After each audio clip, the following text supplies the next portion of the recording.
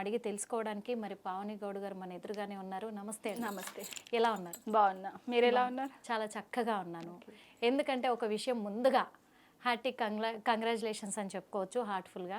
ఎందుకు చెప్తున్నామంటే చాలామంది కూడా తెలంగాణ రాష్ట్రం మొత్తంలో కూడా, తెలంగాణ రాష్ట్రమే కాదు ఇప్పుడు ఏపీలో కూడా ఒక టాక్ వచ్చింది. ఏమని వచ్చిందంటే గత ప్రభుత్వం ఉన్నప్పుడు ప్రజలు చాలా హ్యాపీగా ఉన్నారు, కానీ ఇప్పుడైతే చాలా గందరగోళంలో పడిపోయారు అంటున్నారు.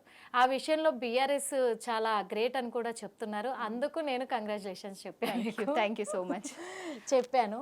మరి ఇప్పుడు జరుగుతున్న ఈ విషయాల్లో రీసెంట్గా 2 రోజుల క్రితము మరి కొండా సురేఖ అయితే చాలా అంటే చాలా కేటీఆర్ గారి మీద దారుణమైన వ్యాఖ్యలు చేసిందని మేము కూడా చెప్తున్నాము.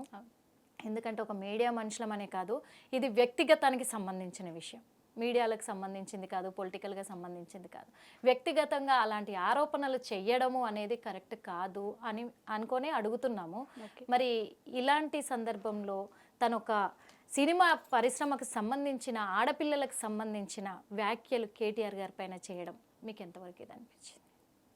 అసలు ముందుగా హిట్ టీవీ ప్రేక్షకులందరికీ నమస్కారాలు. మీరు అడిగిన క్వశ్చన్ చాలా మంచిది. ఎందుకు అడుగుతున్నారంటే మహిళలు, అది సినీ ఇండస్ట్రీ కానివ్వండి, ఏ ఇండస్ట్రీ కానివ్వండి, ఉద్యోగం చేస్తున్న మహిళ కానివ్వండి, గృహిణి కానివ్వండి, గుట్టు చప్పుడు కాకుండా సంసారాలను చేసుకుంటాము. అవును, భారతీయ సంస్కృతి సాంప్రదాయాలకు పెట్టింది పేరు. ఇప్పుడు ఏంటంటే ఈ రాజకీయాలు ఒక బురద రాజకీయాలను తీసుకొచ్చి ఈ రేవంత్ రెడ్డి వచ్చిన తర్వాత, కాంగ్రెస్ ప్రభుత్వం అధికారంలోకి వచ్చిన తర్వాత వ్యక్తిగత విమర్శలనే ఎజెండాగా పెట్టుకొని పాలన చేస్తున్నాడు. ముందేం చెప్పిండు? ప్రజా పాలన అన్నాడు, ప్రజల కోసమే పాలన అన్నాడు. ప్రజా పాలనను ప్రజలను గాలిక వదిలేసిండు, పాలన చేత కాదు అని నిరూపించుకున్నాడు ఈ 9-10 నెలలలోనే. ప్రజలు ఏం అడుగుతున్నారు, ఏం చేస్తున్నారంటే రేవంత్ వద్దు, మళ్ళా కేసీఆరే కావాలి, కేసీఆర్ ముద్దు అని స్లోగన్స్ ఇస్తున్నారు. మార్పు మార్పు అని కొత్త ప్రభుత్వానికి నాంది పలికిండ్రు. మార్పు కేసీఆర్ గారి కంటే గొప్పగా పరిపాలిస్తాడేమో అనుకున్నారు, కానీ కేసీఆర్ గారు చేసినవన్నీ ఖతం చేసేసి కేసీఆర్ గారు అభివృద్ధి చేసిన తెలంగాణను నిండా ముంచుతున్నాడు ఈ Revanth Reddy. Attention diversion politics కు తెరలేపిండు తెలంగాణలో. ఇంకొకటి కొండా సురేఖ కాదామే, గుండా సురేఖ అని చెప్పొచ్చు. గుండా గుండా సురేఖ అని చెప్పొచ్చు. అమ్మ తల్లి, నీకు ఆడబిడ్డ ఉన్నది, మనమరాలున్నది. ఏ ఆడబిడ్డ అయినా నీ ఆడబిడ్డగానే చూసుకోవాలి నువ్వు. ఎందుకంటే తెలంగాణ మంత్రివి.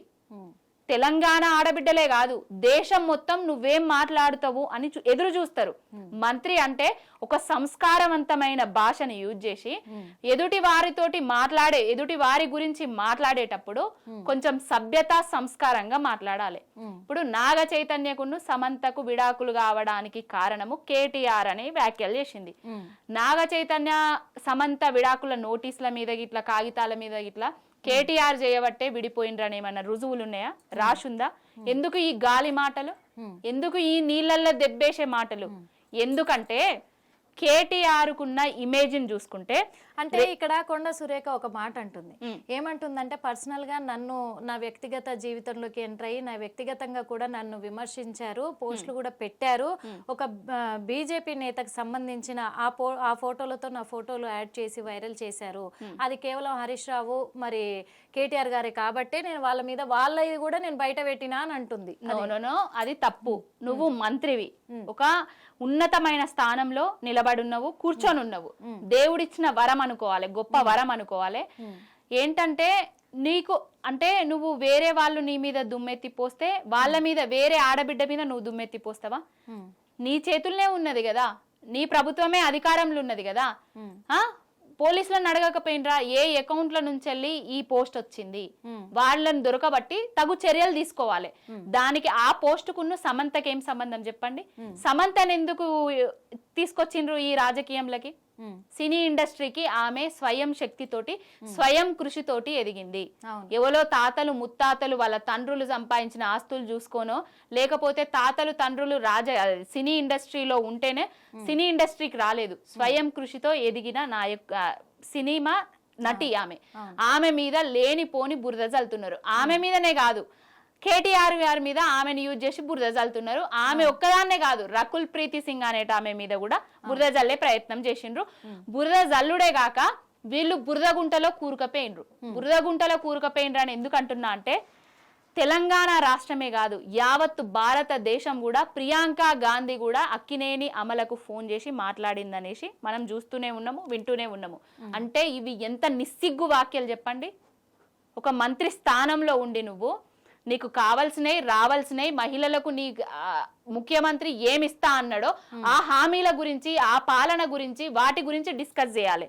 నీకు మైకులు ముందట పెట్టగానే వేరే వ్యక్తిగత విషయాలలో ఏలు పెట్టి వాసన చూసడం అంత అవసరమా? హిట్ టీవీ యాప్ ని డౌన్లోడ్ చేసుకోండి. ఇందులో short news, live news, entertainment movies అన్ని అవైలబుల్ గా ఉన్నాయి. Please download Hit TV app. Hit TV app hit TV యాప్ని ఫ్రీగా డౌన్లోడ్ చేసుకోండి.